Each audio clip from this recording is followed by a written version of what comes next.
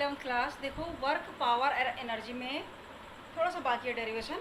इसे बच्चों कुछ न्यूमेरिकल लिख लो, है ना। पहला न्यूमेरिकल है, एक पंप मोटर की सामर्थ्य, जो मोटर होती है उसकी सामर्थ्य पावर 2 किलोवाट है। वह 1 मिनट में कितना पानी अपने से 10 मीटर ऊंचाई तक चढ़ा सकता है। ठीक है, जी दिया हुआ स्मॉल जी 10 मीटर पर सेकेंड स्क्वायर। तो वो क्या कह रहा है, एक pump motor, we have a motor whose power is 2 kilowatt. Power कितनी है, पावर बराबर 2 किलोवाट। एक मोटर पंप है, इंग्लिश मीडियम वाले भी समझ लेंगे। वह 1 मिनट में कितना पानी, 1 मिनट में टाइम कितना है, टाइम इक्वल टू 1 मिनट। कितना पानी, how much amount of water, 1 minute में कितने पानी को 10 मीटर ऊंचाई तक चढ़ा सकता है।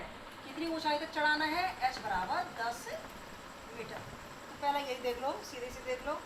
अब देखो बच्चों, हमारे पास हमें मालूम है पावर P, है ना, सामर्थ्य या power P equal to W/T। Chapter पढ़ चुके हो आप। अब क्या हो जाएगा, इसलिए W बराबर क्या हो जाएगा, P इंटू टी। ठीक है, यहाँ पे दिखाना है। W क्या है बच्चों, वर्क डन। वर्क क्या हुआ, mgh, ऊपर चढ़ाना है ना। स्थिति ऊर्जा का सूत्र क्या है, mgh। W बराबर कार्य ऊर्जा इक्विवेलेंट है, W बराबर mgh बराबर P इंटू टी। अब कितना, हाउ मच अमाउंट ऑफ, वो कह रहा है इन 1 minute it will pull the amount of water up to 10 meter height. What is the amount of water, what is the mass of water, है ना। you have to calculate the mass, तुम्हें द्रव्यमान निकालना है। तो देखो हमें मालूम है, हमने ये निकाल दिया, W की जगह mgh रख दिया। ये m का मान इससे निकाल दोगे इधर उधर ले जाके, P इंटू टी अपॉन जी एच, पी टी अपॉन जी एच। ठीक है, तो मास अब आ रहा है। P देखो सामर्थ्य, देखो 2 किलोवाट दे रखी है बच्चों, है ना। ये होनी चाहिए वाट में। 1 किलोमीटर में जैसे 1000 मीटर है, तो 2 किलोवाट में 2000 वाट। 2000 वाट इसलिए लिख दे रही कि मैंने चेंज किया हुआ है। टी 1 मिनट, ये होना चाहिए सेकंड में, 60 सेकंड। ठीक है, मैं कन्वर्ट भी कर दिया। जी उसने 10 दे रखा है, एच दे रखा है उसने 10 मीटर, 10 मीटर दे रखा है। तो कितना हो गया, 10, ये 2 जीरो, ये 2 जीरो कट गए, तो कितना हो गया, ये 2 छिका 12 हो गया। 2 जीरो से 2 जीरो काट सकते हो, तो 2 छिका 12 और 2 जीरो आ गए 1200 कितना किलोग्राम, आंसर। ठीक है, बहुत important, it's very important question जो बोर्ड में पूछा जाता है बहुत बार उत्तराखंड में। सेकंड क्वेश्चन लिखो, मेरे जरा आँख से दूर कर, मैं दिखाई दे रहा। सेकंड क्वेश्चन है बच्चों, 6 किलोग्राम के एक पिंड को 20 न्यूटन के बल से 8 मीटर तक, 6 किलोग्राम के पिंड को 20 न्यूटन के बल से, यानी पिंड ऑब्जेक्ट है कोई 6 किलोग्राम, मास कितना उसका 6 kg। ठीक है, कितने न्यूटन के बल से, 20 न्यूटन के बल से, फोर्स इज 20 न्यूटन। 6 किलोग्राम के पिंड को 20 न्यूटन के बल से 8 मीटर तक समान वेग से 10 सेकंड में खींचा गया है।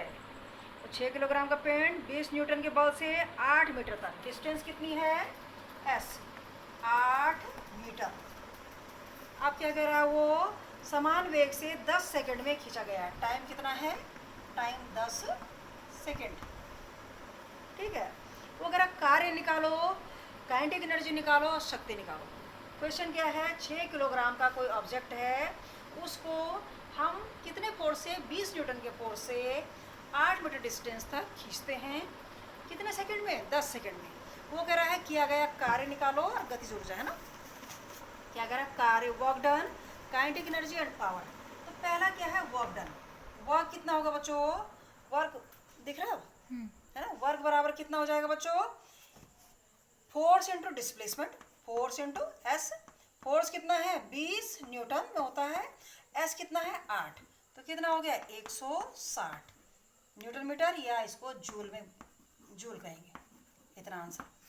ठीक है, दूसरा देखो सेकंड क्या कह रहा है, वो कार्य निकालो, क्या था, काइनेटिक एनर्जी। अब तुम्हें मालूम है कार्य, वर्क डन और काइनेटिक एनर्जी इक्विवेलेंट है, तो काइनेटिक एनर्जी में वही होगी जो वर्क है, तो काइनेटिक एनर्जी यही होगी 160 जूल, आंसर। ठीक है, थर्ड देखो बच्चों, यहीं कर देती मैं, ऊपर ऊपर ले जाना कैमरा। हाँ, थर्ड पार्ट इसका देखो क्या कह रहा है, वो काइनेटिक एनर्जी निकालो, पावर निकालो, शक्ति या सामर्थ्य। पावर इक्वल टू होता है W/T। तो पावर कितना हो जाएगा, W कितना है, वर्क डन 160, कितने टाइम में किया, खींचा इसने 10 सेकंड में, अपॉन 10, यानी कितना हो गया पावर, 16 वॉट। वॉट मात्रक होता है, या जूल पर सेकंड होगा, वो भी लिख सकते हो, जूल पर सेकंड इज कॉल्ड वॉट, है ना, शक्ति का मात्रक। तीसरा, ये बहुत इंपॉर्टेंट क्वेश्चन है बच्चों, लाइट थोड़ा चली गई है। तीसरा क्वेश्चन देखो, एक पिंड पर 10 न्यूटन का बल लगाने पर बल की दिशा से 30 अंश का कोण बनाते हुए, एक पिंड पर किसी ऑब्जेक्ट पे कोई मास है, उस पे कितना बल लगा रहे हैं हम, फोर्स कितना है, 10 न्यूटन का बल लगा रहे हैं बच्चों। बल लगाने पर बल की दिशा में 30 अंश कोण बनाते हुए, बल की दिशा में कितना कोण बनाता है, थीटा कितना बनाता है, 30 डिग्री, 30 अंश का कोण बनाता है।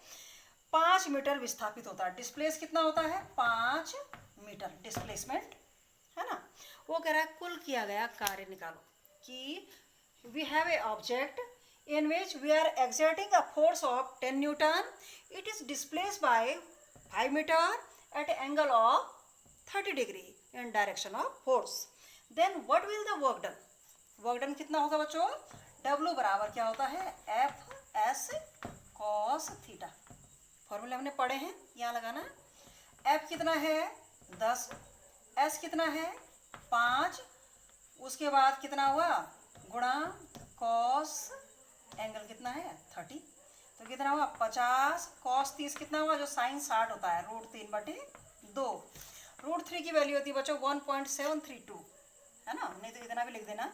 चलो ठीक है, 50 गुणा गए 1.732, और 50 को 2 से काट दो तो ये हो जाएगा 25, इतना हो जाएगा वर्क डन, इतना जूल। समझ रहे हो, इस वाले को ज़्यादा समझो, ये सिंपल है, इम्पोर्टेंट है। वो कह रहा है कि हमारे पास कोई मोटर है, मोटर जिसकी हॉर्स पावर, एक हॉर्स पावर कितना होता है 746 watt. We have a motor of power 2 kilowatt, है ना। It is pulling water, how much amount of water it is pulling up to height of 10 metre in 1 minute. 1 minute में वो 10 metre ऊंचाई तक पानी खींचती है, तो कितना पानी की मात्रा खींचेगी, कितना पानी खींचेगी वो, जिसकी सामर्थ्य कितनी है 2 किलोवाट शक्ति। आप देखो, हमें मालूम है P बराबर W/T, W बराबर P/T।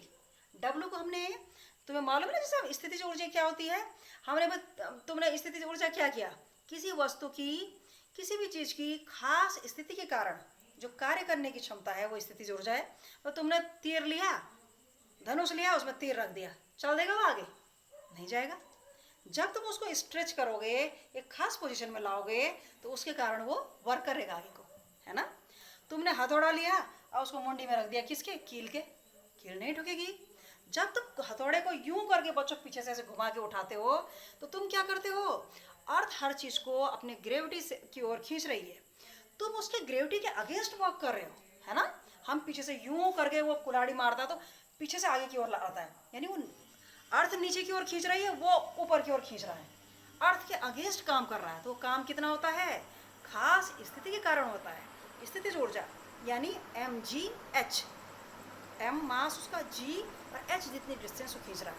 अब उतना कार्य उसने किया, वो कार्य उसमें स्थितिज ऊर्जा के रूप में इकट्ठा हो जाता है, ठीक है। जब हम उस हथौड़े को उसके बाद कील के ऊपर रखते हैं पट, तब वो क्या होता है, वो वर्क डन हो जाता है और वो कील उसमें गड़ जाती है।